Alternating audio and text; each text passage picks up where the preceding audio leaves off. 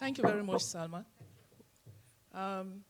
Good morning, His Excellency, Ambassador of Morocco, ladies and gentlemen, those here and those watching us online. Once again, let me welcome you to this panel discussion on connecting and reconnecting integration policies to immigrant experiences. This topic is very important and timely, both from a global perspective and also from Finland's perspective. I cannot hear. Sorry. Can you speak more clearly on the mic, because we cannot hear what you are saying. Can you hear me?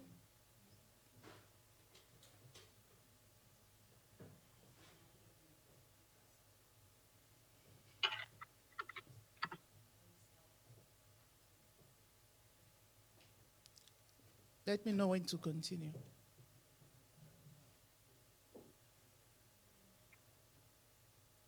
Hello? Hello? Can you hear me?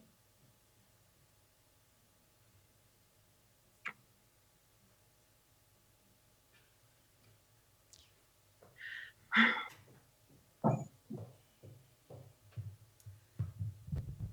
can come there, Soka. Can I come there? Try this one.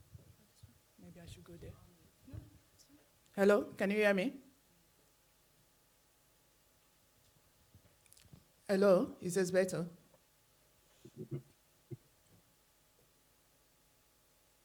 No, I can't hear. Let's try from this place. Sorry. Hello, can you hear me?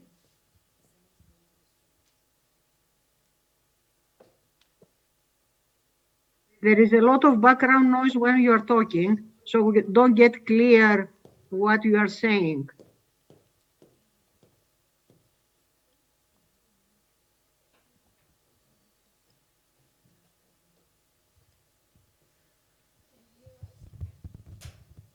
Now it's much better, yes.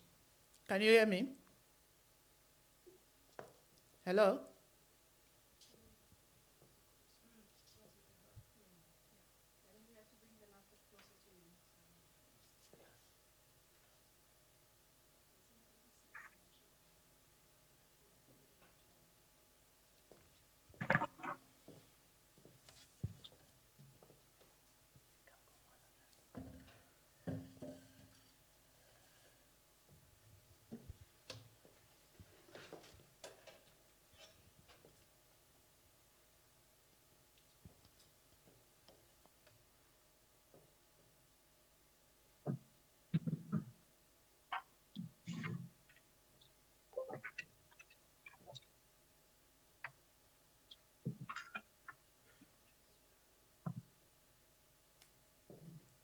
Hello, can you hear me? Hello? No, nobody can hear me. Hello? Should I move closer? Let me see. Hello, can you hear me? No.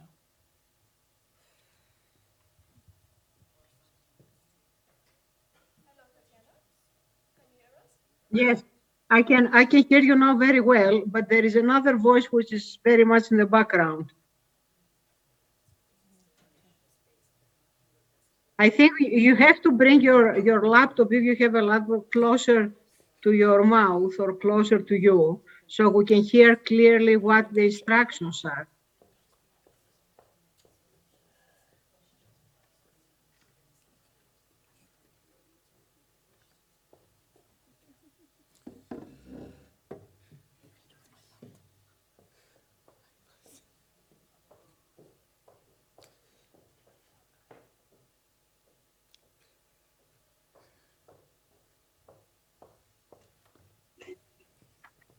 Hello, can you hear me? Yeah, Hello? it's clear now. Yes. Anna, can you hear me? Anna is Jane. Anna, can you hear me?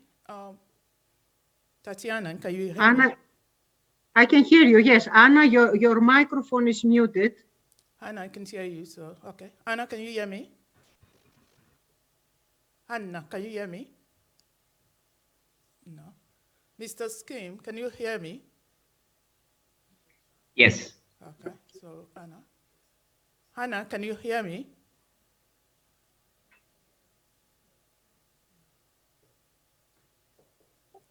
Hannah, can you hear me?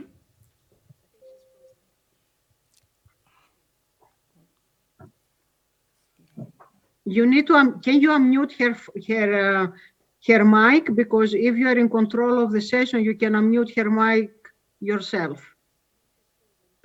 I can hear through the.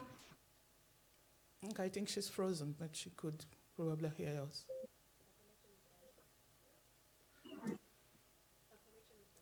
Anna, can you probably change connection? I don't know, your connection seems to be weak. Yes, I can hear you. Yeah. Okay, I think we can continue.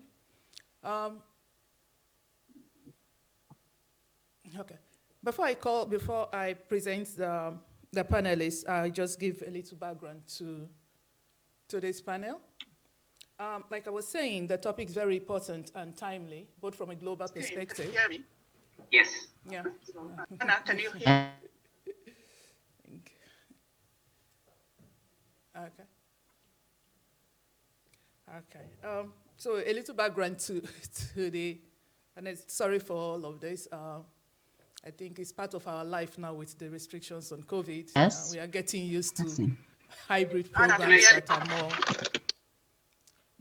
more online than in person. So I just continue. A little background to this panel discussion. Like I was saying, from a global perspective, this panel is quite important because it is quite common when you talk about immigration and integration issues to sideline African experiences on immigration, totally ignoring the fact that international immigration within Africa is actually greater than international immigration from Africa. But also the topic is also very important from Finland's perspective, especially in the context of the recent happenings in Finland. For example, earlier in the year, we had the situation of a report by EVA, one of the established think tanks in Africa, that highlighted the unemployment of immigrant women, but generally placed the reason for that unemployment on the immigrant women. That raised quite an uproar in Finland. Not so recently, we also had the Reform Migri movement that also called attention to experiences of immigrants in Finland as they queue or wait to get their residential permits or visa. And most recently, a couple of weeks ago, we had a situation where a senior professor on the national television mentioned that, argued actually that it is right to use the N-word and that does not constitute racism. Again, creating a huge uproar in the immigrant community. But this is not all, because even within Finland, we also have witnessed political will to correct the situation. We had recently the African Finland strategy, and we also have the national project that actively seeks to welcome professional immigrants to do their businesses, to get professional jobs and live their life in Finland as a safe and secure country. Now, what all of this situation have showed us, it has actually called attention to integration policies, but also on immigration, raising a lot of questions about the connection of integration to immigration, but also the relevance of immigrant lives within their host country. In the light of this, we've put this panel together, bringing experts from Finland, but also highlighting an example, a case study of an African country that has been doing interesting reforms on integrating immigrants into their country. And we also have a panelist that will bring in regional perspective that we highlight, we expect that the benefits of cooperation in integrating immigrants into the host country. And with this, objectives of the panel definitely then is to highlight the impact of integration on immigrants' experiences, but also we want to share best practices between Morocco, Finland, and East Africa, or from a regional perspective. And after saying all of this, I think it's time to call on my panelists. They say charity begins from home, so I will introduce first Anna Brun. Anna Brun is from Finland. She's joining us online. And she is a ministerial advisor at the Labor, Migration and Integration Unit, at the Ministry of Economic Affairs and Employment. She works with policy and legislation in connection with labor migration and integration. She also coordinates the Working Life Diversity Program based on Prime Minister Marin's government program. Anna, you're welcome. Thank you. I hope you can hear me now, and Yeah, I'm sorry for the technical problems previously. There you go. And with Anna from Finland is Mr. Eero Koskeniemi. Eero is our only live panelist and with us here. He is a senior advisor from the Ministry of the Interior.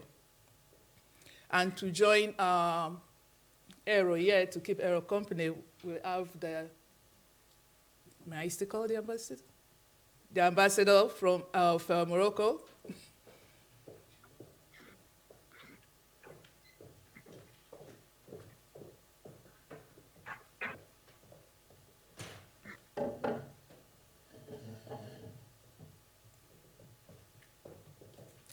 Thank you very much.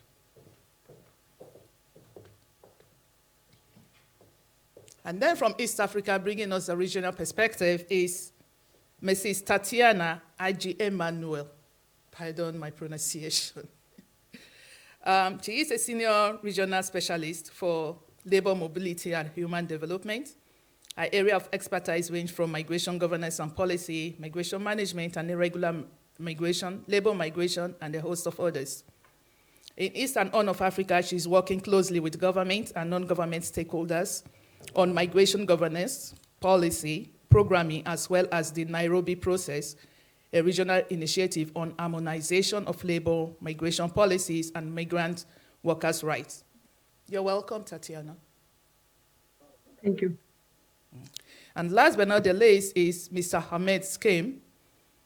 He is from Morocco. He's presenting to us the case study of Morocco's experiences in integrating immigrants to the host society. Mr. Hamed Skem holds first degree in engineering and an MBA from France. He is presently the Director of Migration Affairs at the Ministry Delegate to the Minister of Foreign Affairs, African Cooperation, and Moroccan Expatriates.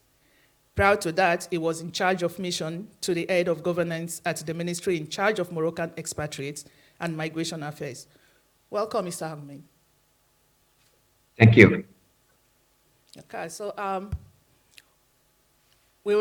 just go straight to talk about how we run this panel. I prepared some questions, quite a few of them just to get the discussion flowing. But I will ask more questions from the points raised during the discussion. Now, the discussion will last for 50 minutes in total. After that, we take questions for the next 15 minutes. Those online can type in their question. Someone will read out the question to us during the question and answer session. And while those present with us here, you could raise up your hands and I could call you to ask your question during the Q&A session.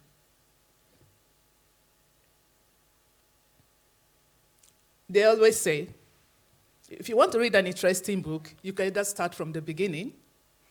Some people would prefer to start from the end, and others will just dive in from the middle. I always enjoy starting from the middle, because then you decide where you want to go. So I think we could just dive right into it. And I ask the first question. For every integration policy or immigration policy, there is normally a philosophy that guides it at the national level. So I think this question will set the tone for the discussion that will follow. And will you say migration is a threat to the host country? And I would like to start with Finland. Charity begins at home. So Hannah, you want to start with us? Will you say immigration is a threat to the host country from the perspective of your office or from your own perspective or experiences? Thank you. Did I hear you correctly that you gave the word to me? Is immigration a threat to the host country? Yes. Okay, thank you for the question. So I would say that immigration is absolutely not a threat to Finland. In Finland, as you well know, the working age population is aging, and we do not have enough skilled workers from the domestic labor market at the moment. So we do have a talent shortage in Finland, and it's actually going to become an obstacle for growth in Finland unless we do something about it. And therefore, the government has a very active labor migration policy and also a very active integration policy, which we are developing all the time. So I would say that migration is a possibility, a big possibility for Finland and also a necessity. Thank you. Thank you. Mr. Aero, you are the immigration expert. Will you consider immigration a threat to the host country from any perspective?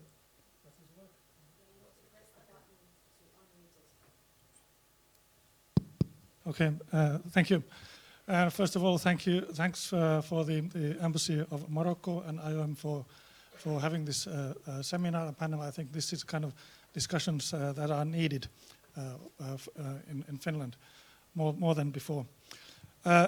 Your question, is migration a threat? I'm sorry I can't... In any way, yes, can migration be considered a threat to the host country? Sorry but I can't give you a direct answer. I give you a broader answer. Okay. Migration. How do you describe migration? Migration is something that has always occurred and will occur. That is something that is normal to us. For example, UNHCR's data, there are about 80 million forcibly migrated persons at the moment, and a quarter of them are considered as refugees. So there are different kinds of migration. From the state perspective, we look at perhaps differently than from the individual perspective.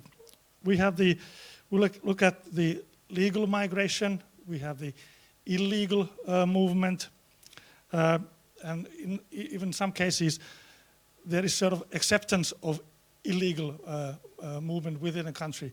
Like there's a term called duldung, that is in certain European countries where illegal migration is accepted. There is no direct actions towards migration.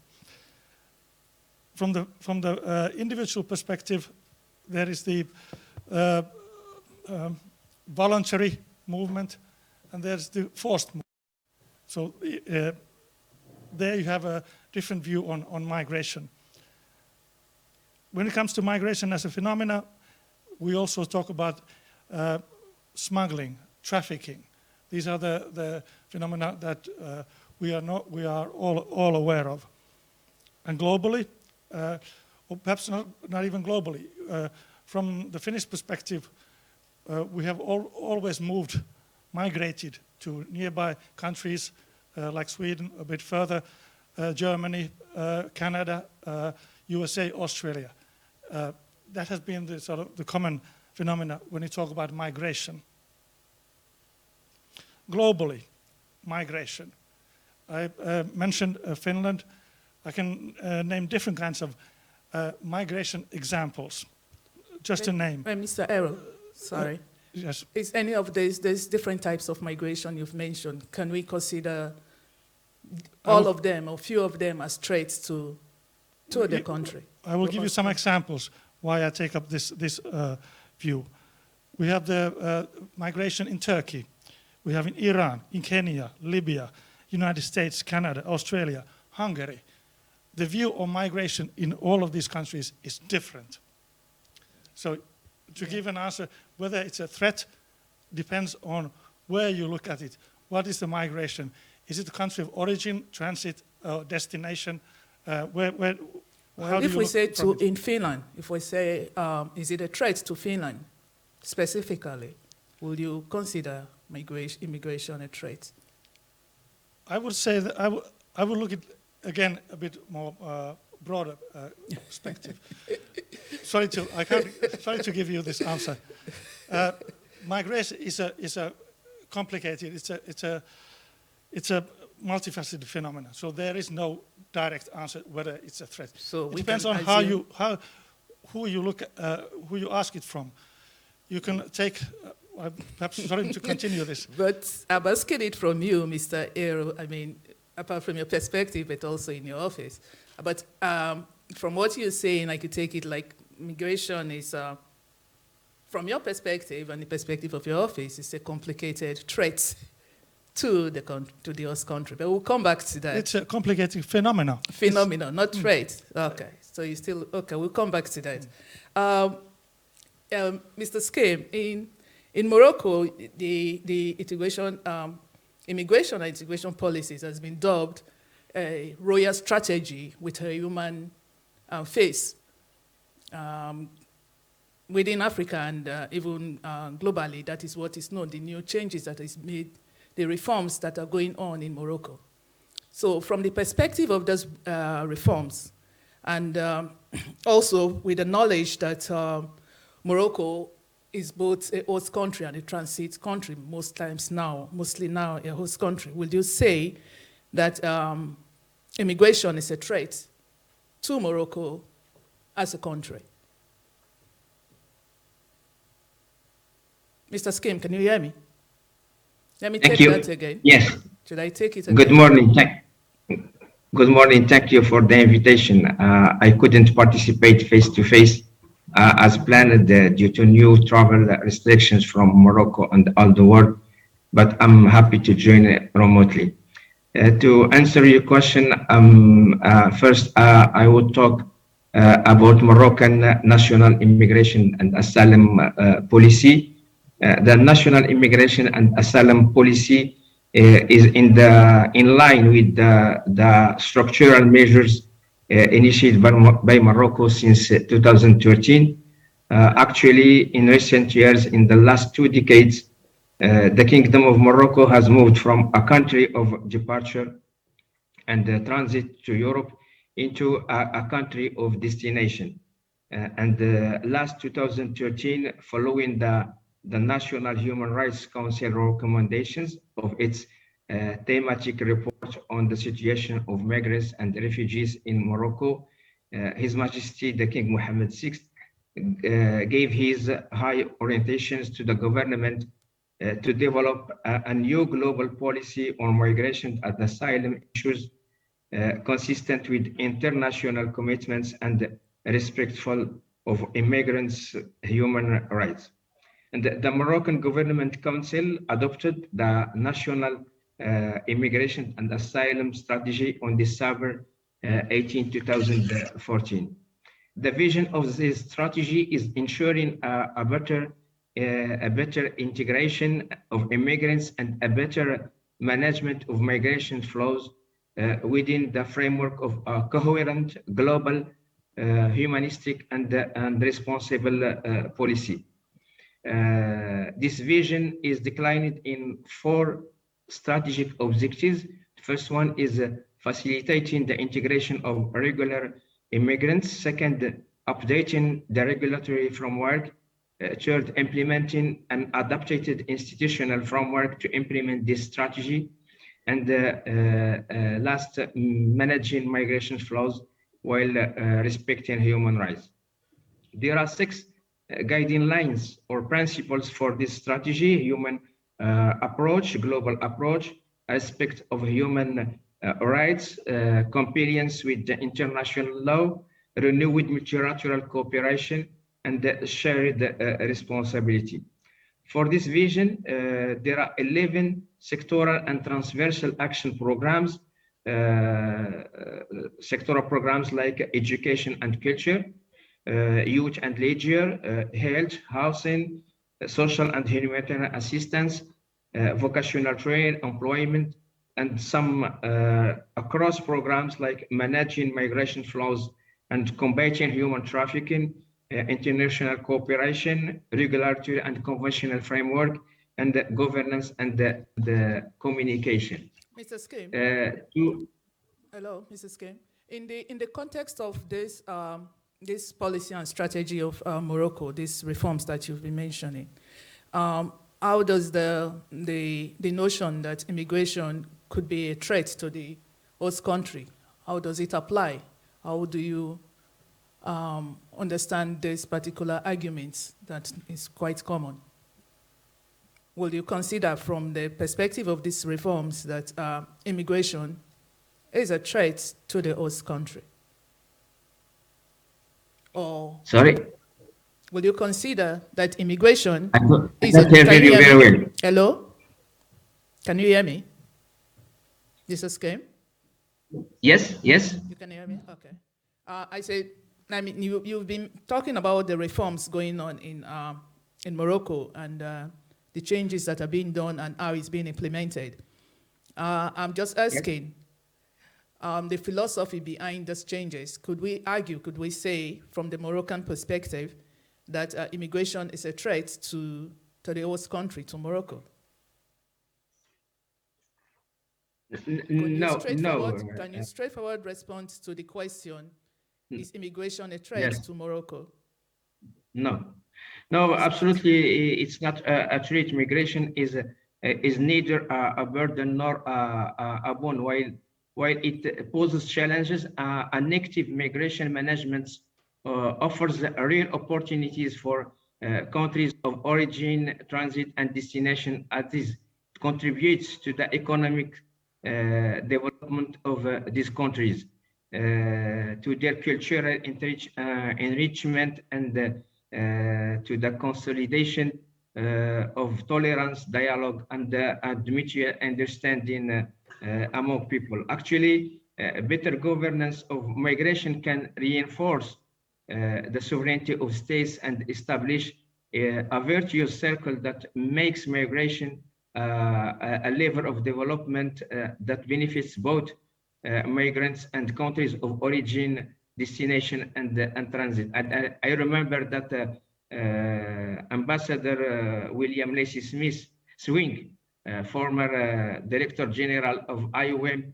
used to say that migration is no longer a problem to be solved, but a situation to be well managed. Thank you very much, Mr. Skim.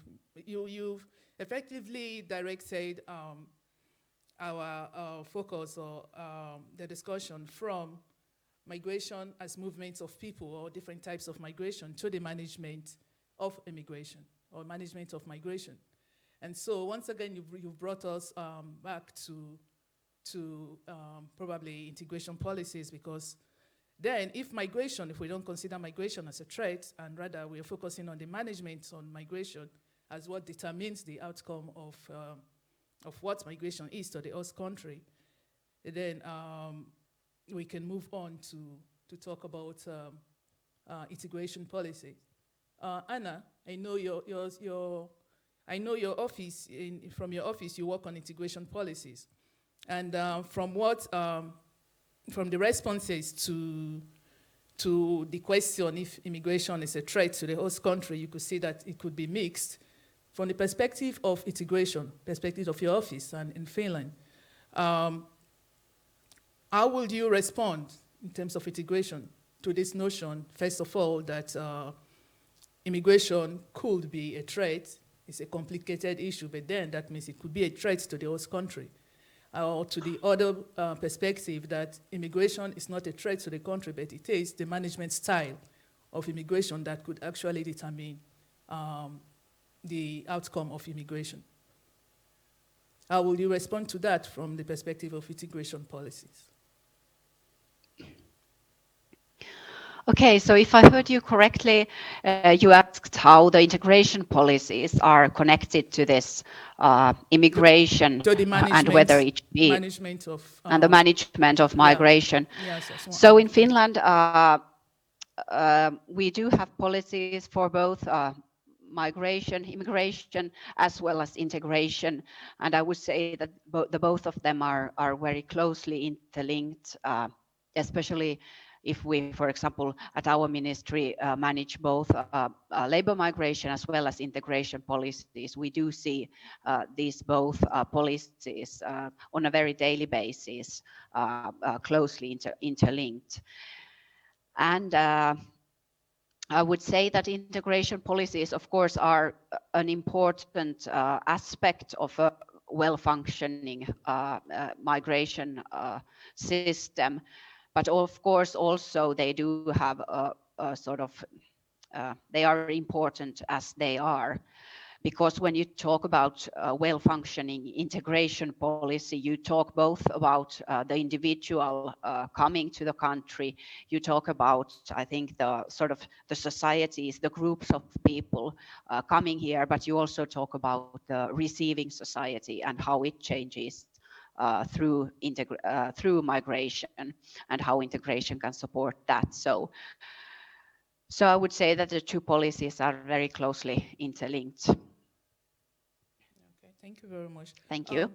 Tatiana, now if we look at the management of immigration from the regional perspective, especially as it relates to different governments working together, how can that either increase or reduces the notion or the perception of immigration as a threat to a country? Or how could that also improve or challenge the management of immigration? I will take the question again. Now, from a regional perspective, and that is focusing on different governments working together, how does that either improve or create more problem to the notion of immigration as a threat to a country, or to the notion of management of immigration being the key to the outcome of immigration?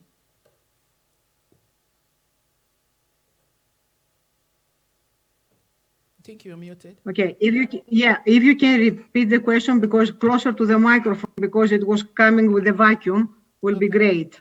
I didn't hear. Yes. I'm trying to find the perspective from the regional perspective that is mostly focused on cooperation between different governments. How does cooperation either improves the notion of immigration as a threat to a country, or how does it improve or challenges the notion of management and national management being the key determinant of the outcome of immigration? Yes, thank you so much. Well, the experience from the cooperation with governments in Eastern Horn of Africa and with between governments from Eastern Horn of Africa and receiving countries, also countries of destination, shows that well-managed, safe, orderly, and humane migration policies are needed as a basis in order to negotiate any kind of exchange of people that are moving from countries of origin to countries of destination. If I can share a little bit the experience from Africa, I mean, Anna mentioned about the needs in Finland as a country of destination, let's say, where, the population is aging, and also there are not enough skilled workers and lack of talent. And they try also to attract people from all over the world. Not Africa, of course, is very, close to Europe. This is one element. The other element, as you also mentioned in the beginning, it's a lot, the majority of the population in Africa is moving within Africa. So a lot of countries in Africa become countries of origin and countries of destination as well, of African workers moving around. Now, another element that comes into play that adds into this complexity of the policies is the fact that Africa has a very young population. Which it's a supply actually both for the African countries, but also for other continents like Europe that is aging.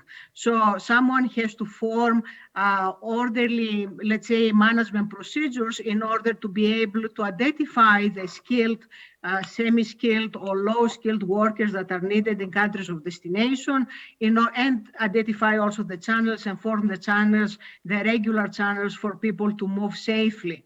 Someone has mentioned about trafficking and smuggling, which becomes a huge problem. It's not something that we see fading away, and it's part also of the management, the migration governance management that IOM also is doing, is identifying the secure channels in order for people not to get abused and exploited when they are moving.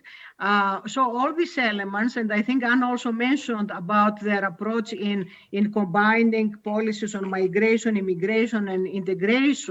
And this is very important. One has to understand that when a country forms an integration policy, it has to take inside all other policies that are in place, from development policies to economic policies to immigration policies, migration policies, trade policies as well.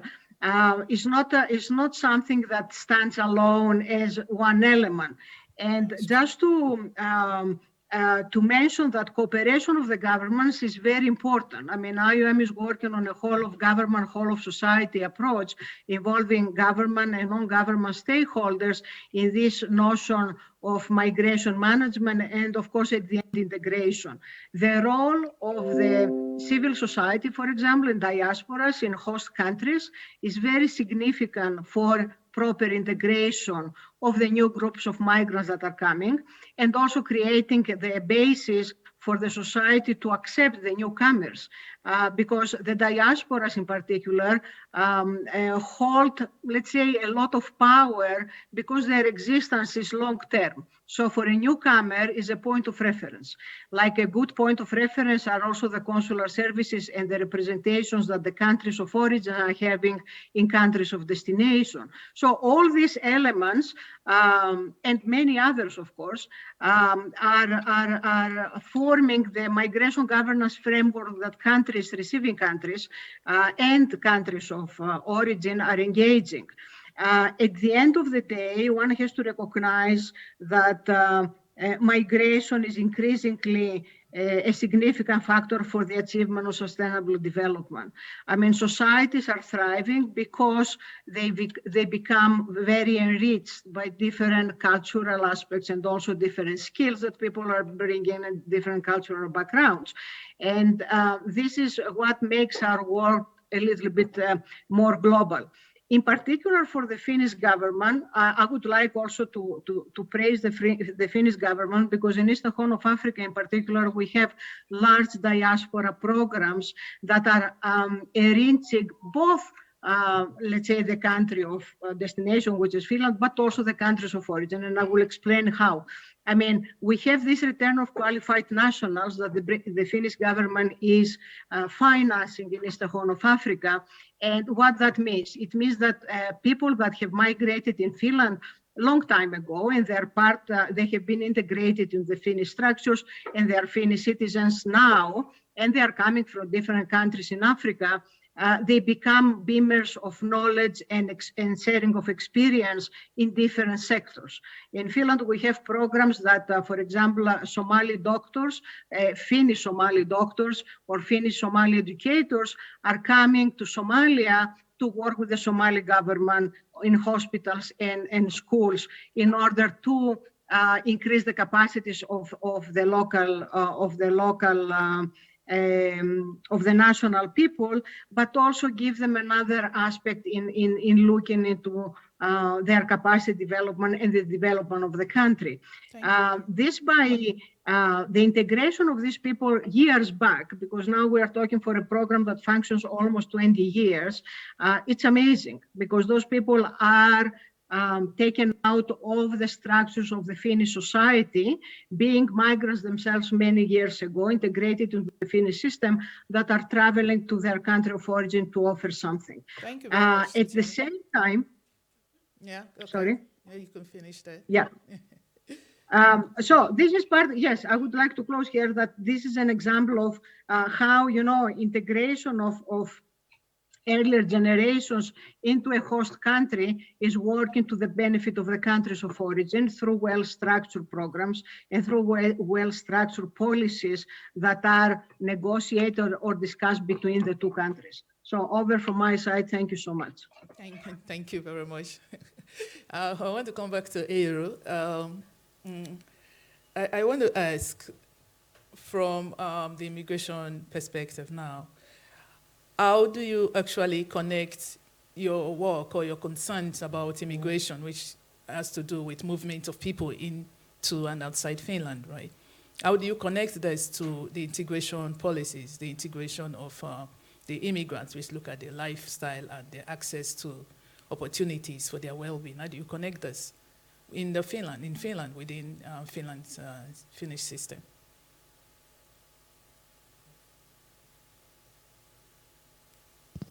Thank you for the question. I think Anna Brun is better to answer how do we connect this to the ones in Finland. But maybe I can relate to the question also what IOM just said about the cooperation that we have with diaspora. She mentioned our work in the Horn of Africa, especially in Somalia. We are outreaching through our Somali diaspora to those areas in order to assist their health sector and to help them develop their capacity building. Sorry, is there can you hear us? Yeah. No, sorry, it's like they could not hear the question. Can you hear us? The sound is very poor right now. I could not hear the question that was transferred to me. Yeah, we cannot hear. I mean, I didn't make sense anything about what the gentleman was talking.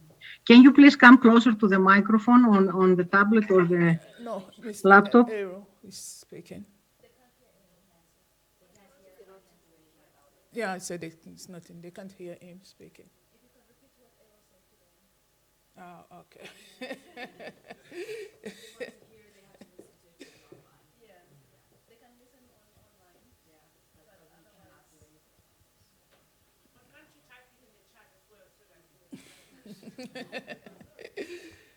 Okay, so I will rephrase the point you're making, so okay. Mr. Aero is speaking. The question I asked Mr. Aero, I take the question I asked him is to relate from his perspective as an immigration expert, the connection, the relationship between immigration and integration from his perspective, and he's giving us his response. Yeah, you can continue.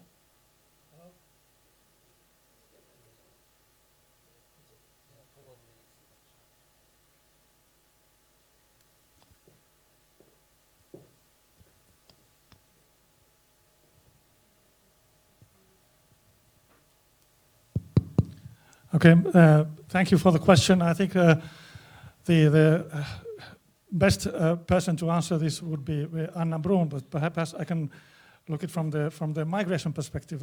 She could perhaps answer from the integration perspective.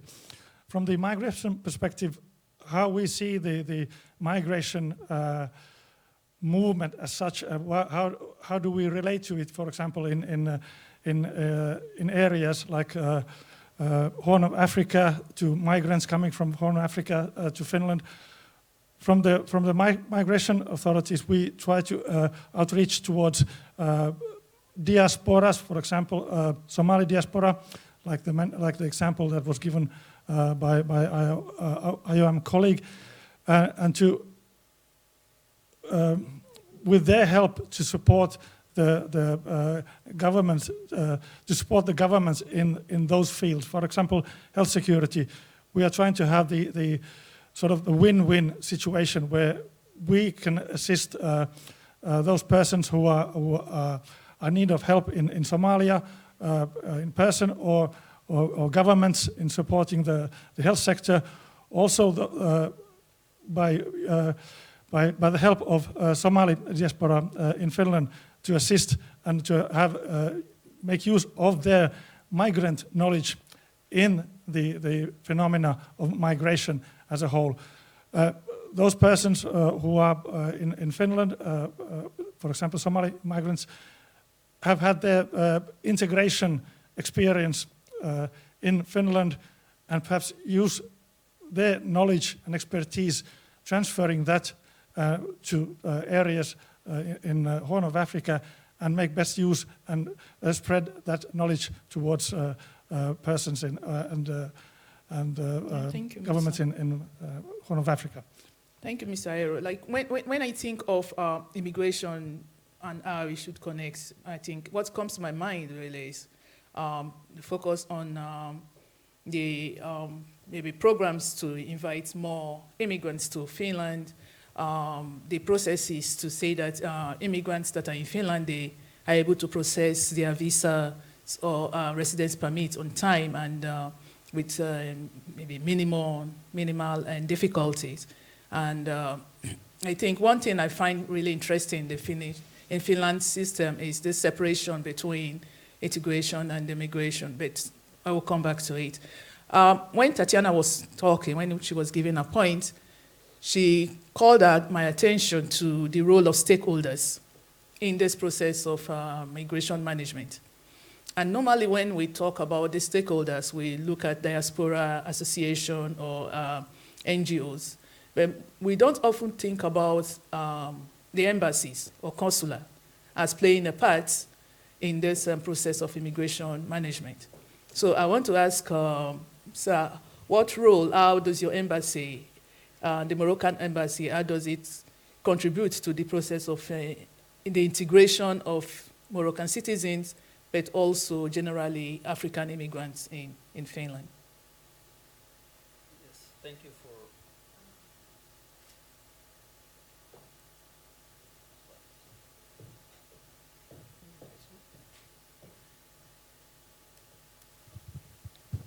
I think, yeah. Thank you for the question. Actually, part of it, you're right. Because legally, in terms of integration or legal process before starting the integration, embassies have this is a national and internal issue. So it is dealt with all the process of documents and the process of getting into the country and before starting the integration. This is an internal issue, legally speaking. But according to Vienna of 1963, Vienna Conventions on consular affairs, of course, we have much to do. First of all, assistance to our citizens who are living here. And this is, of course, it goes without saying that there is an international framework for the assistance, and it is referenced to in various conventions. The other issue, then it comes to parallel activities that we do, cultural activities like the meeting that we have today, for example, connection with the civil society. And Morocco, I myself used to be a consul general in Germany in charge of something like 85,000 Moroccans living there in the south of Germany. And civil society has all the time played a very important, sometimes even a decisive role in solving or assisting the local authorities, German authorities, or here Finnish authorities to help people for their integration. So this is, yes, we have a role, but part of it is legally the role of the local and national authorities of the host country, of course. Of course, thank you for the question. Yeah. I mean, this is quite a unique event, especially the role that Moroccan embassy is playing in the organizing of this panel. But prior to this panel, is the Moroccan Embassy been involved in any other cultural events or program to bring Africans together, or even Moroccans living here with other African nationals? Have there been other programs organized previously? Yes, thank you. Well, of course, the embassy is involved whenever there is a necessity for some activities with cooperation, of course, with the Finnish authorities, the Ministry of Foreign Affairs and other departments. We organize, and we have a program a yearly program that couldn't be applied during the last 2 years, a year and a half, because of the COVID-19 pandemic. But definitely, yes, there is. There is activities, cultural, so all the possibilities that are given to us in the framework of our daily work, diplomatic work. We organize cultural events, economic events, and we also assist NGOs, associations actually to organize them. We provide, of course, guidance and advice to, first of all, to our nationals, also to all those who come to us for such requests. Yeah. Yeah. If you allow me, I have just one thing, because I will go back to the first question, the issue of the threats itself. Okay. That was a good direct question, but it holds only half the answer.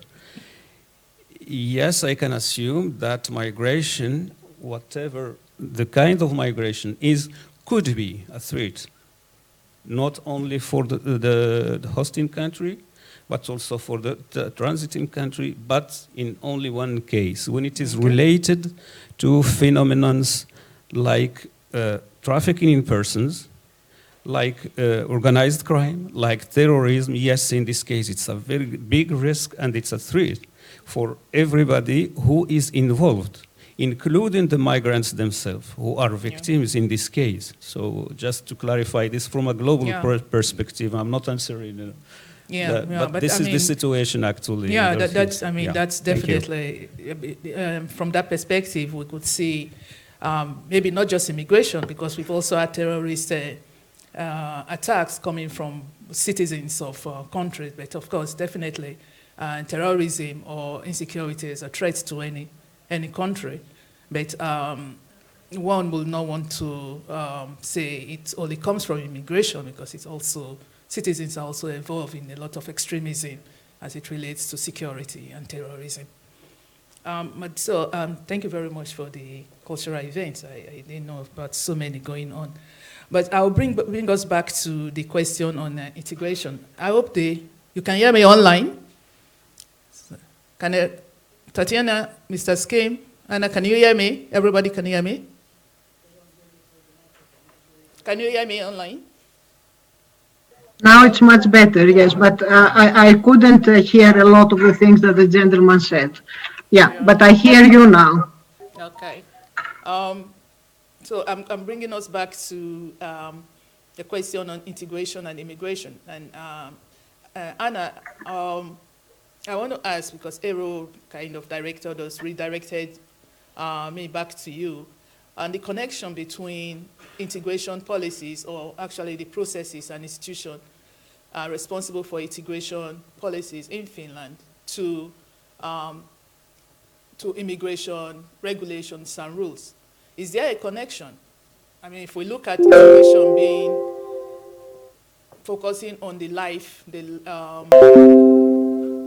if we look at integration being concerned with the well-being or the lifestyle of people, of immigrants within the country, and we understand immigration as people coming in, how really do these connect in terms of policies from the Finnish perspective? And I'm asking this, the question is important because, like you know, recently in Finland, we've had a situation where there is the national projects that actively seeks immigrants to come, professional immigrants to come to Finland, while there is also this big discussion about the access to opportunities, for example, and other well-being issues of immigrants that live in Finland. So is there a disconnect, or is this connected somehow, or it should be connected? Am I speaking to myself? Can you, okay, I really need to, can you hear me? Yes, I can answer you in the perspective of Morocco, if you. Okay, Mr. Skip, you hear me, so you can let me know what's the connection in the perspective Yes, of Morocco.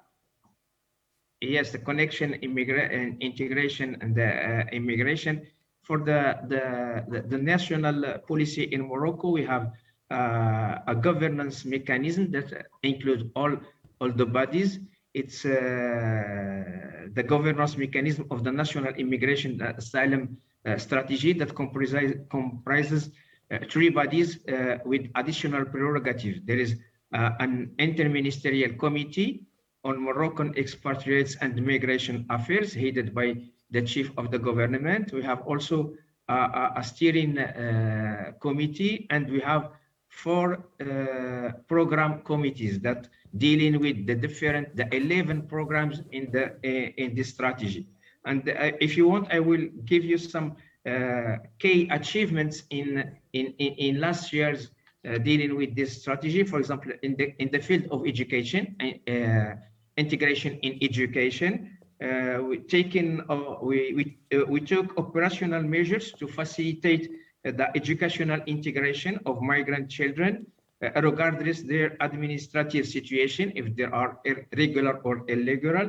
We have also integration of migrant students in school social support programs and non-formal education system as Moroccans. In the field of culture and youth and leisure, we are supporting associations to teach Moroccan languages and culture to migrants and refugees. For the health sector, for example, integration of migrants in national public health programs. Also, we implement a national strategic plan called Health and Immigration. For the housing sector, for example, granting access to social housing programs for migrants. In the field of social and humanitarian assistance, we open the national social assistance programs and national mutual aid centers to migrants, asylum seekers, and refugees. For vocational training, we granting access for migrants and refugees to vocational training in the establishments dealing with vocational training in Morocco. For employment, there are access for regularized documented migrants to the National Agency for Promotion of Employment and Skills. We open also access for migrants and refugees to certain regulated professions as nurses, midwives, and recently doctors. The immigration is a whole. For example, for managing migration flows, we proceed to two exceptional regularization and integration operations for people in an irregular situation in Morocco in 2014, 2016, and 2017. We facilitated voluntary returns in partnerships with IUM, and also we are acting on the regulatory framework. We adopt a new anti-human trafficking law in 2016, and we adopt many of ILO conventions. Mr. So Skim. the success of this new policy and implementation of this model is determined by a shared responsibility. All concerned parties, namely countries of origin, transit, and host countries, as well as migrants, must reconcile their interests in terms of development and dignity, and also an upgraded cooperation that implies the commitment of all stakeholders to achieve a collective, efficient and responsible management of migration issues. If I may just ask, I mean, these reforms in Morocco is since 2013 or 2014, if I'm correct. What really prompted the country to take steps to make these reforms in the country's integration and immigration policy? Because previously, some years ago, the 2007, 8, okay, yeah. Mr. Skim, can how you many hear me? times? Can you? I was asking, How many times it takes? Can you hear me? I was asking what prompted this reform in Morocco? What created the need for these reforms that you've been talking about? As I said at first, first of all, Morocco was cornered as seen as a country of transit and also a country of departure of migrants. We have more than 5 million Moroccans living abroad. But recently, in the two last decades, many people coming to Morocco, first of all, to transit to Europe, but they couldn't due to the restrictions, and they spent a long time in Morocco waiting for this opportunity. So we built this policy, this strategy to give them a chance, an opportunity to make their life, a new life in Morocco, and to build all these programs of integration, education, leisure, health, housing, etc., giving them documentation to start a new life in Morocco. Thank you very much. I will come back to Anna. Anna, if we want to evaluate integration policies, like Mr. Skim have been saying, really the well-being of the immigrants and their access to opportunities and services is quite important, right? And if we look at the Finnish context, and with the recent discussion on diversity, equality, and inclusion, how will you evaluate the Finland's integration policy? Can you hear me? Yes, I can. Thank you for the question. Of course, there are many ways, many indicators you can look at when you look or when you want to see how well the integration policies work. I mean, we have both positive and negative examples. If you look at the possibilities of people to be integrated, for example, in the labor market. When you look at different groups, for example, you take international students that come to Finland to study. We have made recently quite many legislative changes in order to help our international students to stay and work in Finland. And we can see that nearly half of the international students who have graduated are currently employed in Finland. So you could see, and the development is positive. So I would say that this is a good example of Anna, you said, sorry. Of practices and developments that are Anna, did I hear you correctly? working well. Hello? Also, when you look at the general employment level of migrants, Hello, Anna, we know from can you hear me?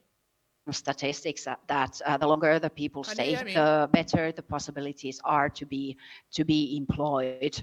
Of course, there are quite many different groups coming here, and the employment levels of different groups differ quite a lot. So it's quite natural that people that come here to work have a very high employment level, where that come as refugees, the the way into the labor market is. And, Hello, Anna, we can't hear you very as well. we know, Connection integration really is bad. a dynamic Hello, Anna.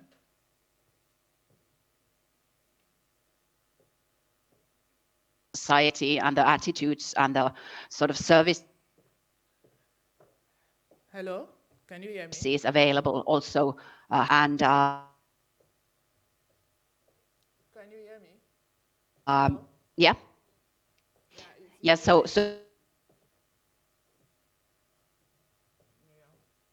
the attitudes and the service is available of Anna, hello, your connection seems to be very, people very weak. and the possibilities to be keep integrated breaking. into the labor Hello? market. Yeah, I don't.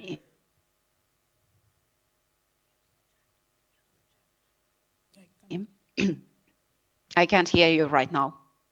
Yeah, we lost almost 80%, if not more, of what you just said. I'll stop Can the you hear me? Hello, Anna, can you hear me? video if that helps. Let's see. I can't hear you that well. Can you hear me? Well, right now I cannot hear you. 1 second. Okay. Well, Mr. Aero, you want to help?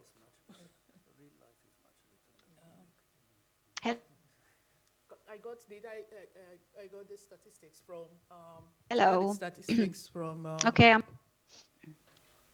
From Anna. Do you hear me better now? Yes, we can hear you better now. But unfortunately, we lost almost everything you said earlier on. Will you want to make like a recap of the points you were trying to make briefly? Can you hear me? Okay.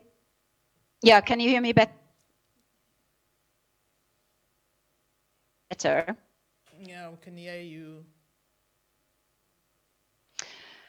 Okay, so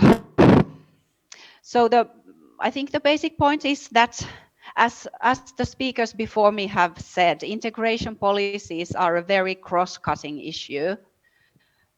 So we need to look at education policies, employment policies, migration policies all together. And a part of giving migrants the skills they need in the Finnish labor market, we also have to look at the receiving society and try to, for example, have an impact on the attitudes in the labor market, because we know that at this point we do have, for example, attitudes in the labor market that make it harder for certain groups of people to be employed. Yeah. Thank you very much. Earlier on when you were speaking, you gave the statistic that 50% of immigrants that graduated from university, Finnish higher institution, they have been able to find employment. That's over 50%. Is that a recent statistics? Because, I mean, in the context of Finland, I mean, with the discussion going on, unemployment of immigrants is one of the biggest issue that we are dealing. And if really there's the statistic that says over 50% of recent graduates have been able to find employment, I mean, I'm sure the listeners will want to know. Yes, this statistics was about international students that come to Finland to study. Yeah. So we know that about half of them are employed after they get graduated. And the government has now extended the permission for the international students so that they can stay up to 2 years after their graduation to try to find employment. But we know that the statistics for employment are, of course, different for different groups. So it's harder for refugees. The way into the labor market is much longer than for those people that come here to work or study. Okay, and that's, of course, quite natural. Thank you. And I will quickly ask Mr. Aero, just to connect these immigration issues to integration again.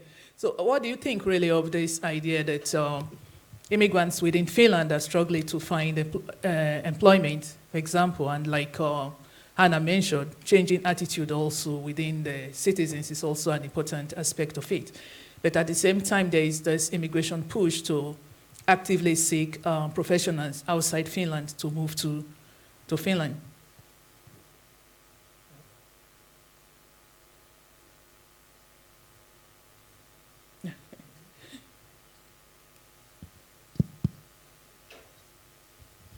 Sorry, Yes, it's changed again. briefly, yeah. Just to clarify, perhaps one thing that is I think is necessary in the discussion of migration and labor issues is that, for example, our Aliens Act or our legislation is it's nationality neutral. So anyone coming to Finland needs to fulfill the requirements, no matter what or which nationality he or she may have. Yeah. That may be different to Southern European countries who do have nationality-focused labor-enticed programs at their disposal. For example, perhaps Morocco and Spain, they have a different kind of legislative possibilities than we do have. So we have, as I said, we have a neutral Aliens Act, which means that anyone fulfilling the requirements can enter. That is a good thing, but from the labor-wise, it can also be a negative, because we cannot target directly certain nationals in order to, for example, employ in certain national employment areas. So that makes a bit different from us to others. Yeah, from the European context, if I could just continue, from the European context, when we talk about labor migration, Finland is in a different position than other countries, not only language-wise, but also due to our legislation, because it differs from others. We cannot, if we talk about labor migration from Africa to Europe, what African countries normally demand from European countries is to have targeted labor programs and to increase labor migration. That is possible in some European countries, and it's been used. But in Finland, that is not possible. So only we can receive those nationals or citizens who fulfill the requirements, normal requirements that are needed in order to enter Finland. So maybe this could be like an area of improvement, but also, if I understand correctly, in terms of actively seeking immigrants, professional immigrants to move to Finland, is it also nationality neutral? I mean, for example, the same push publicity to get immigrants from North America, for example, is it also being done in African countries? Yes, that is correct. It is nationality neutral, which makes it a bit more difficult than in some other European countries. And from the integration perspective also, I think statistics also have shown that there are certain nationals that are least likely to get employed. So the unemployment of immigrants is felt hugely on particular nationals. So probably the policy will need to be skewed in a way to address unemployment, especially among certain groups. Probably this is something as a means for the Finnish policy to grow or to change or to look into, most probably. I think we do have need for information improvement towards outside Finland.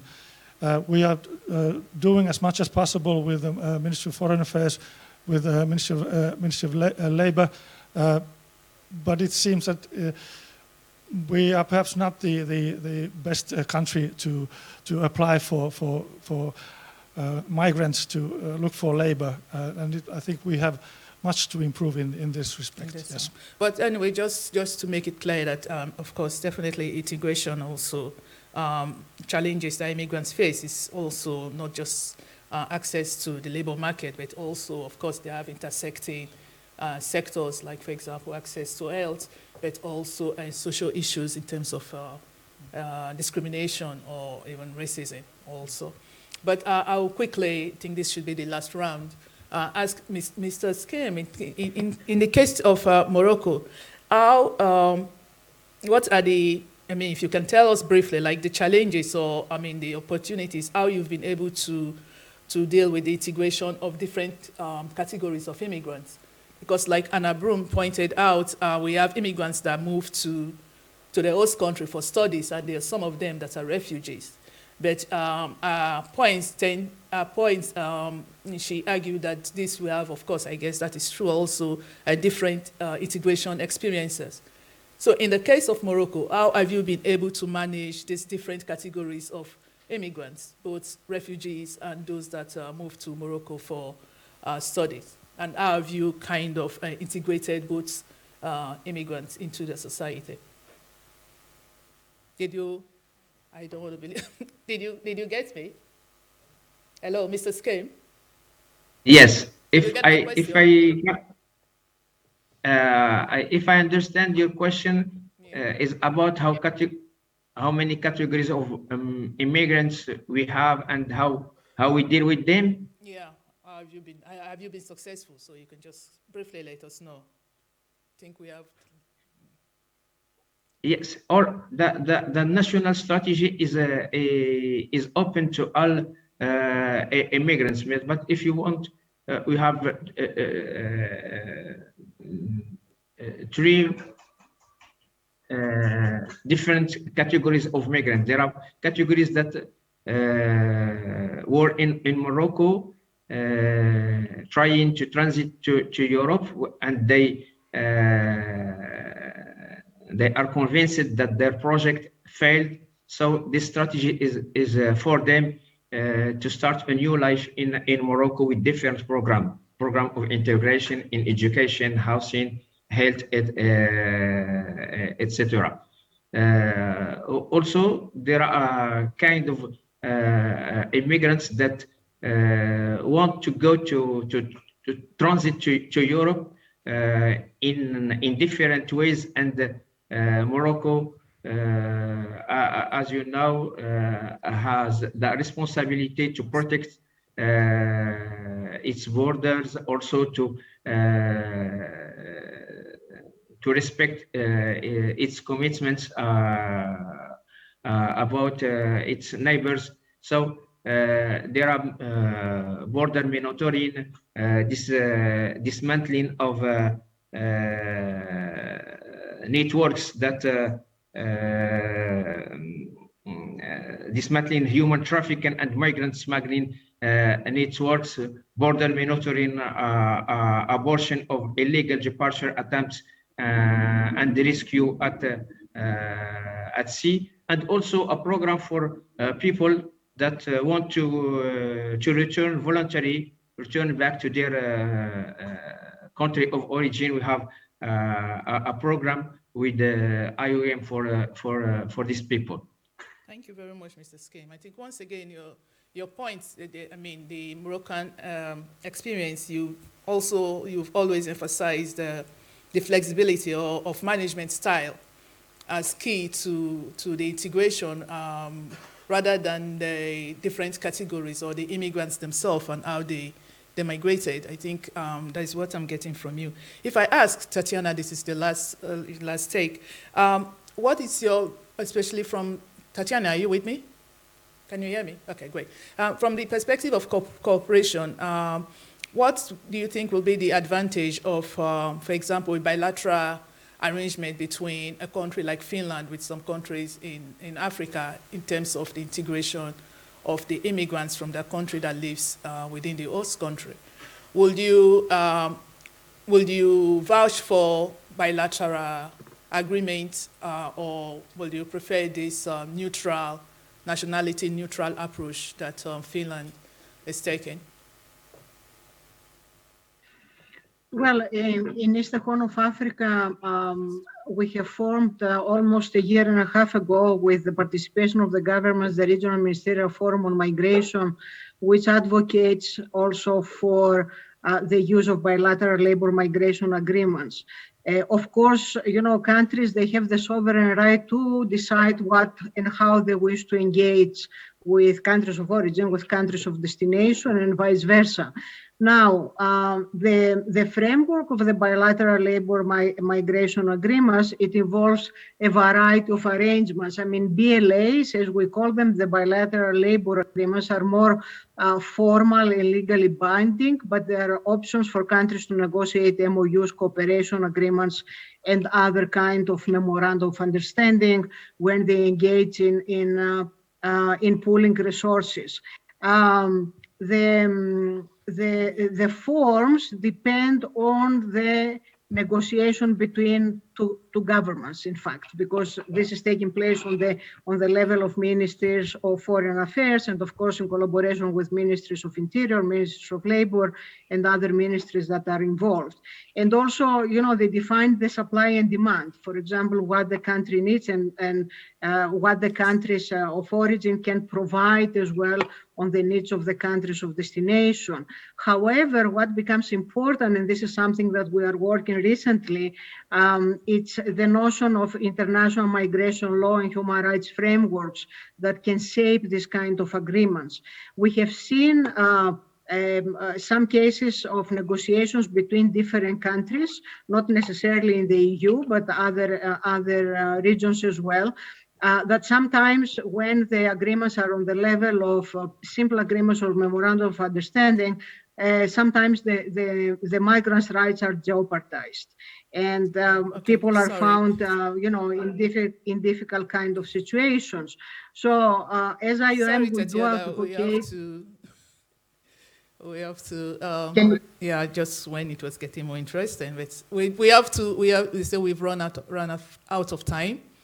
Probably there will be questions. We can take questions, then there might be a question that you could respond to in the same vein. Well, it was a panel about integration and immigration, and normally there's never enough time to discuss that. Yeah, but I want to thank my panelists. I think we'll move on to question and answer session. Probably it will further the discussion. So the floor is open for question. Salma?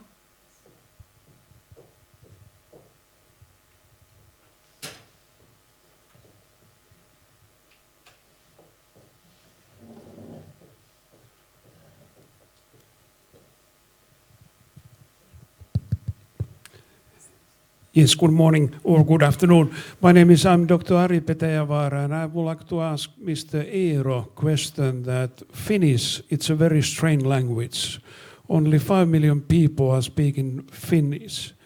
So is it a word of learning Swedish? And Swedish is our second national language.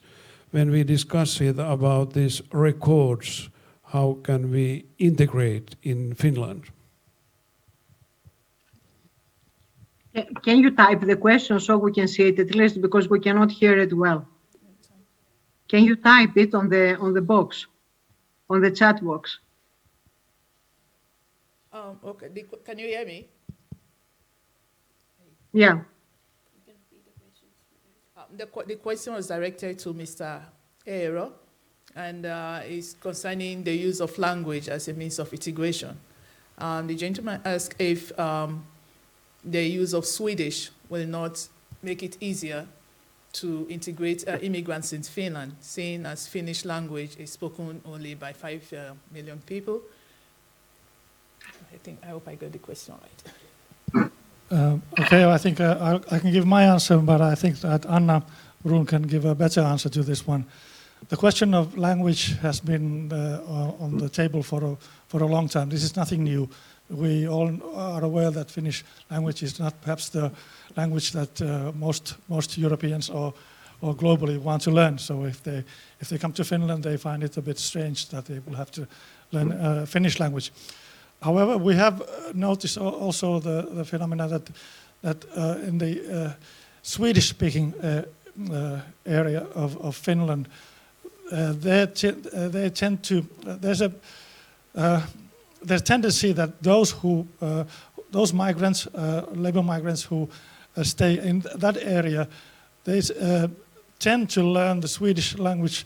I would personally would say that quicker than those who live in the Finnish area of Finland, and also they seem to integrate more or better in that area.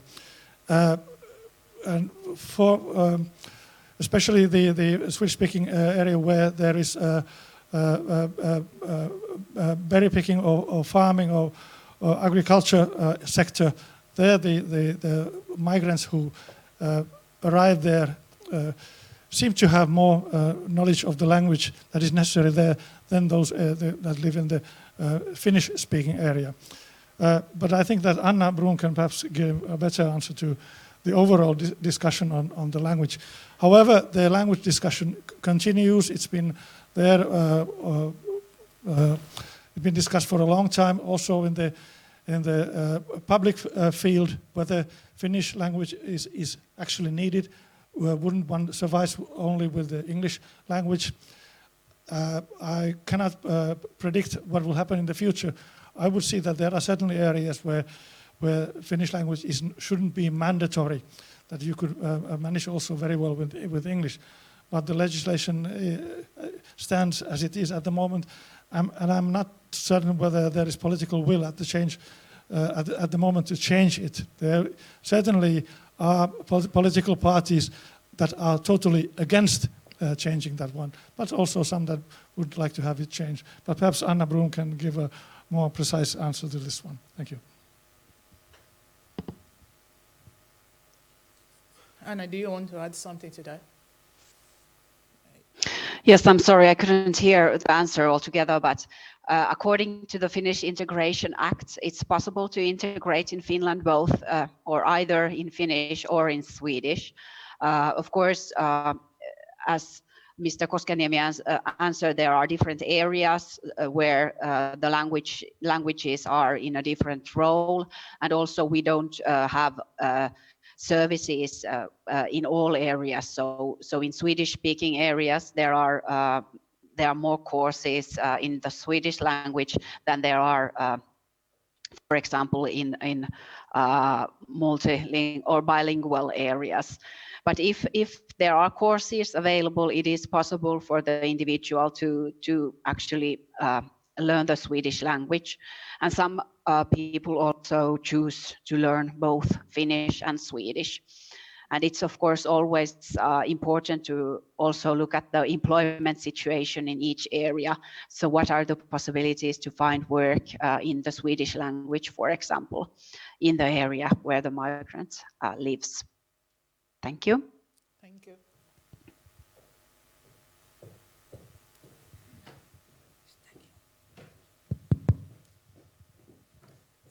My name is Khalid Bentlib, a Moroccan and Finnish citizen, and I am proud of it. I have mechanical engineer, and for more than 10 years, I was working as a supervisor in most known companies in urban transport. So I have dealing with many hundreds of foreigners workers, and I am very happy to, if I have time, to share with you this experience. I was hoping that if there is in panel more than in ministry that gives a lot of what can I say, a lot of importance to this discussion. But anyway, I can say that I have been here in Finland more than 30 years, and I have been studying in Finland for more than 6 years. I can say that I love this country, and I want that Finland take a new vision and elaborate and develop a new vision, precisely as we have seen that Morocco has been successfully elaborating a new policy, and there is a good result. Maybe Finland, why not Finland can share this experience with Morocco and share this experience with people living here in Finland, and they have a successful life here in Finland, to elaborate a new vision, a new approach. Because I see with this speed of work, Finland cannot reach the goals quickly, because the global economic is growing so fast, and maybe Finland, if it's growing, making this speed so with this speed is not possible to reach the goals. So the question is there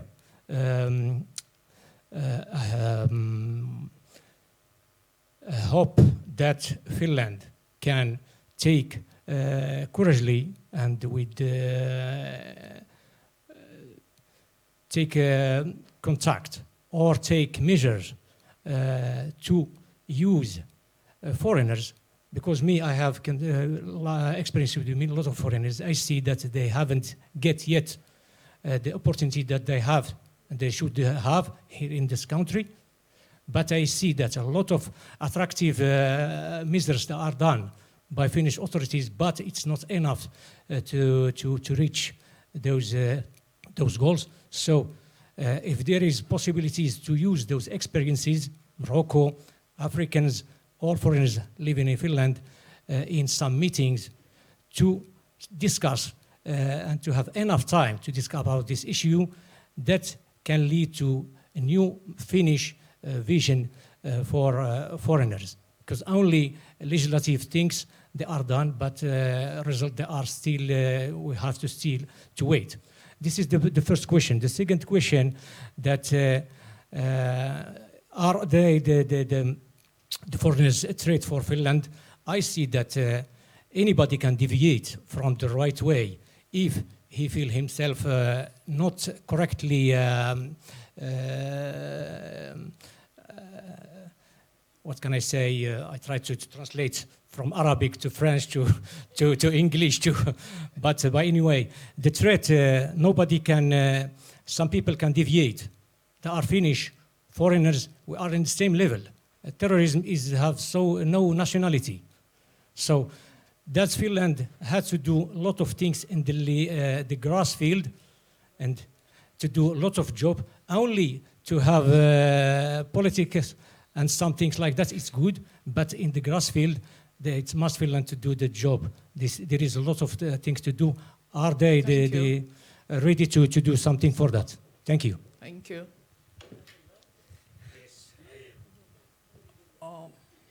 That was more of a comment.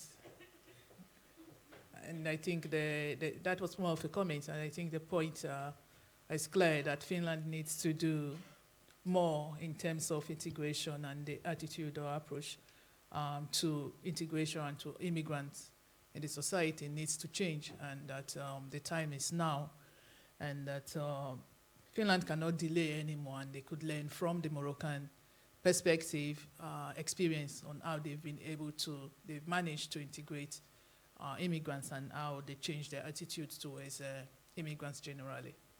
Am I right in phrasing? Thank you. Maybe the next question. Is that all? No. Do we have questions online? No. None? Okay. My name is Fatima Usman. I'm coming from an organization called AFIS. My first question goes to Anna. I just wanted to know, how engaged are you with the NGOs, the immigrant NGOs in Finland, in your ministry?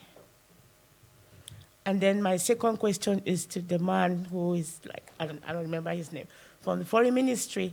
How well do you use the immigrants who are specialists in their profession here when negotiating a deal in their country, or Finland working with another country? How well do you use those professionals? Those are my two questions. So I'll repeat the question for Anna. Hello, Anna, can you hear me? The first question was directed to you, and is how engaged is your ministry with NGOs in your goals, in achieving your goals of integration of immigrants? That was the first question. Yes, thank you for a very important question. I hope you can hear me now.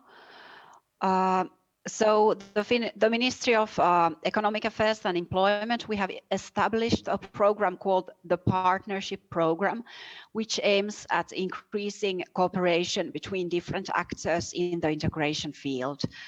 And we have a link to this program on our website, kotoutuminen.fi. So it's possible for different actors, different NGOs to participate in the events that we are organizing.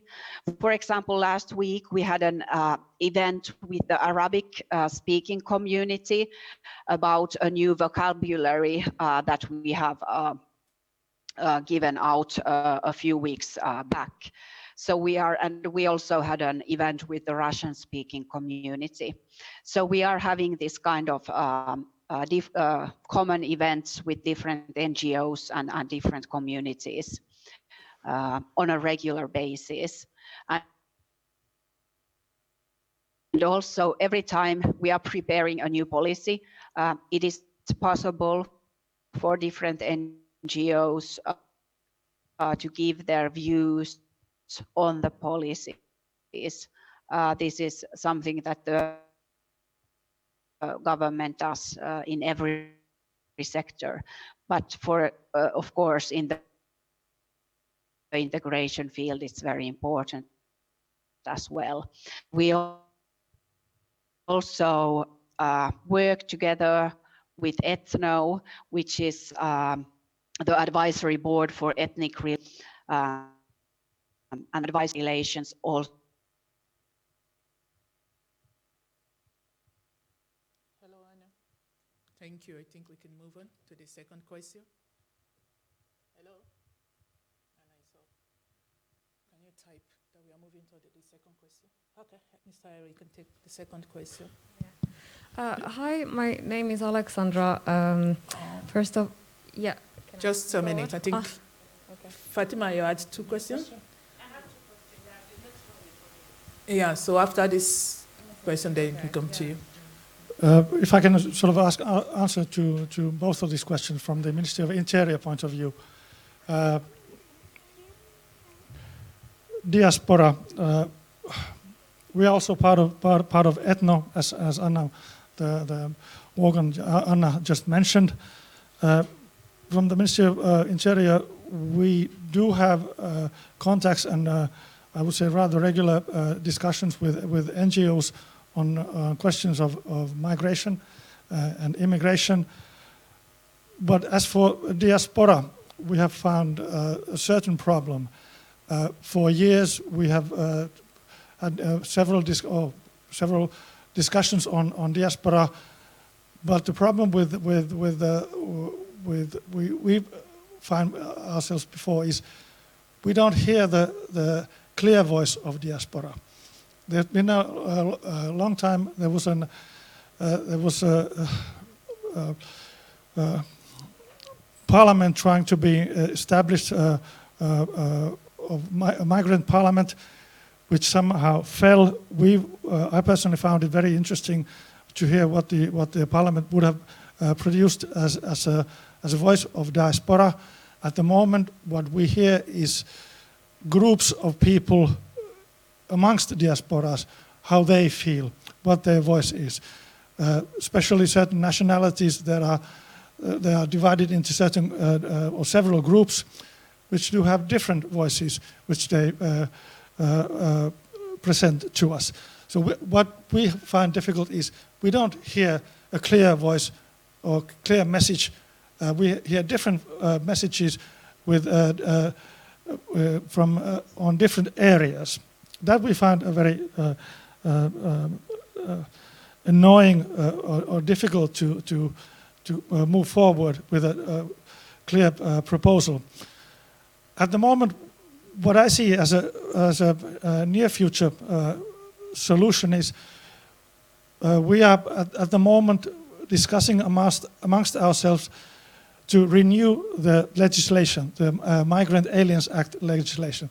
That is sort of in the pipeline.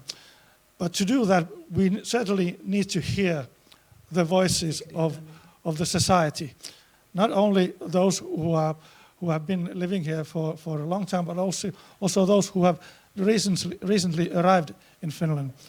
And for that purpose, there will be a pre-survey for all to take part in, to see what they wish to have, what they wish to see to be the new Finnish aliens or migration legislation. Thank you very much. Something before we go to the other question. Okay, well, this will be the last. Important issue from a perspective. Yeah. Sorry.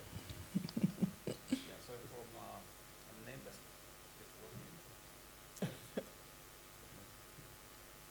yeah. Yes. Thank you. Just 2 words about this issue. I think I agree with this, and this is from a perspective of an embassy. Officials need a trigger, some kind of trigger to bring people participate in activities or themselves contribute to the activities. So we also request from our side some initiatives from diaspora, from associations, things that we can discuss and probably contribute together with the concerned departments of migration or culture or whatever to assist or to contribute to these activities. This is, I think this is very important. We are not able all the time to know about what are the concerns or what is happening if we are not actually requested to that. The other thing, very briefly, I have just to give a very good example of cooperation between Finland and Morocco. And as we are in the pandemic framework, and also about flexibility from the Finnish authorities. At that time, we had something like 40 Moroccans who were stuck here in Finland. Most of them were students or family visitors or tourists. And there is, if I'm correct, probably there is European legislations and national legislation for the period of stay and where documents are expired, etc. So at that time, we had a very good cooperation and positive approach and flexible approach from Finnish authorities to solve these 40 issues. It's 40, and there was even a budget at this stake. So many solutions in cooperation and discussion. We found solutions to these issues that were actually human issues and, if I may say, an unusual situations for those people. Yeah. Thank you. Thank you very much. Sorry, there won't be time to take your question, but during the networking, please just wait around so you could ask the question. I think on that note, we want to close this panel, but I think the point is well taken, Mr. Aero. Africa organization, that is from the perspective of African immigrants, we need to work together, we need to have a clear voice, and we need to be able to initiate activities or events that will promote integration. I want to leave us with this note. Recently, a friend asked me a question that why is it that when Europeans travel to African countries, they don't go through integration programs? We don't have NGOs in African countries that organizes for integration. Why is it that they don't have the same problems, the same issues there regarding integration that we have in European countries, even though we have all these discussions and associations working on integration? From my perspective, and everybody should have your own, and I mean, during the networking events, you can think about this, you can talk about it. But from my perspective, is that we need also, integration needs to focus more on the perception, the attitude of the citizen. It's a social setting. A European in Finland could be easily accepted without the government making moves or making any particular activity to promote the integration of that immigrant. But the people already warmly accept you into their midst, that it's easier for them to integrate. That's my own take. But this is something for you to think about. And with that, I want to close this panel, and I want to thank very much my panelists, starting with Anna Brun, Tatiana Aji, Emmanuel, Mr. Skim, and Mr. Aero. And thank you very much, Your Excellency, Ambassador of Morocco, for sponsoring and initiating even this type of panel discussion, and for being here with us throughout the whole program. For my audience, I say thank you very much for listening. Thank you. And cuts. Thank you. Thank you so much. Thank you.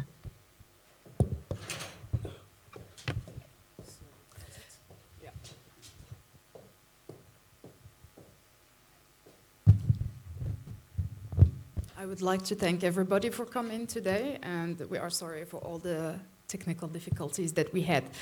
Hopefully the next one will be better. Thank you for coming again, and the panel is closed, as my colleague said, and we would like to invite you for a coffee and some networking. Thank you so much.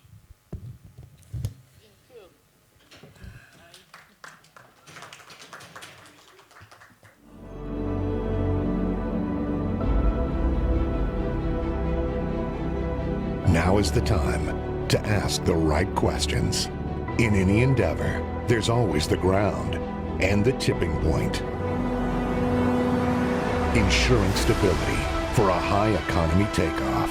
People's trust towards their leaders and towards their will to uplift their societies. Investing in people to a better life. Giving an opportunity to develop their skills, their goals, and their vision to the world. Building infrastructure to connect within and reach the world, calling for openness and make sure you have partners to trade with.